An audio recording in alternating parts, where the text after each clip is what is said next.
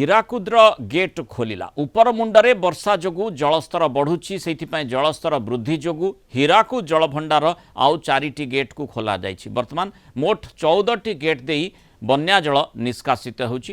ହୀରାକୁଦ ଜଳଭଣ୍ଡାର ଜଳସ୍ତର 619.97 ଘନଫୁଟ ରହିଛି। अधिक सूचना नहीं संबलपुर सीनियर रिपोर्टर श्रवण पति आम सहित जोड़ी। श्रवण जो भाव में आम देखी विगत दिन में रूल कर्व को नहीं राजनीतिक स्थिति उत्पन्न है आलोचना प्रत्यालोचना करागला।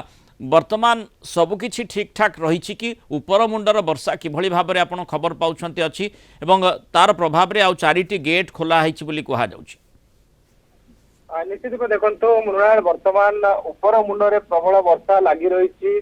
रायपुर भिलई साइड रे जदि हमें देखा सेपटे बन्या परिस्थिति सृष्टि होती से पानी वर्तमान हीराकुद जलभंडार को प्रवेश करुच्ची।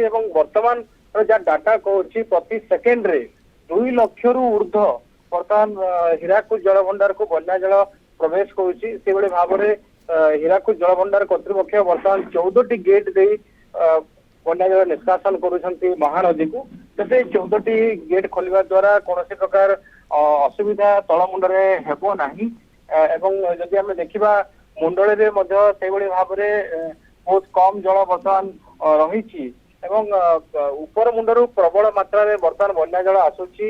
आप जानी सुंदरगढ़ और झारसुगुड़ा वर्षा जेहेतु ईब और भेड़ेन नदीर पानी महानदी को आसी थाए हीराकुद जलभंडार को सीधा सड़क प्रवेश करते।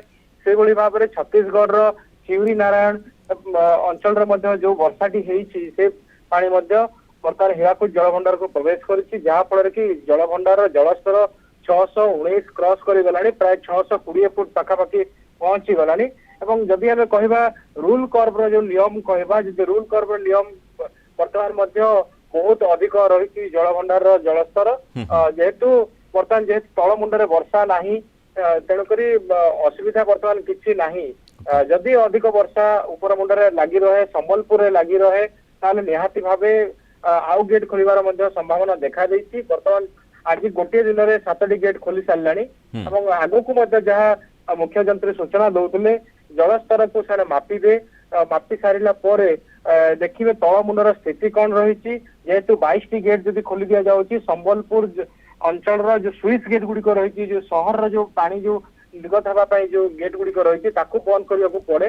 जेहेतु आग को वर्षा रही तेणुक हुए तो 20टी गेट मध्य सीमित रही पारती। गत थर 20टी गेट खोल जाता बर्तमान भी देखो 14टी गेट खोली गला। इनफ्लो जेहेतु अधिक रही तेणु ताकू देखी जल परिचालना करा जाउची।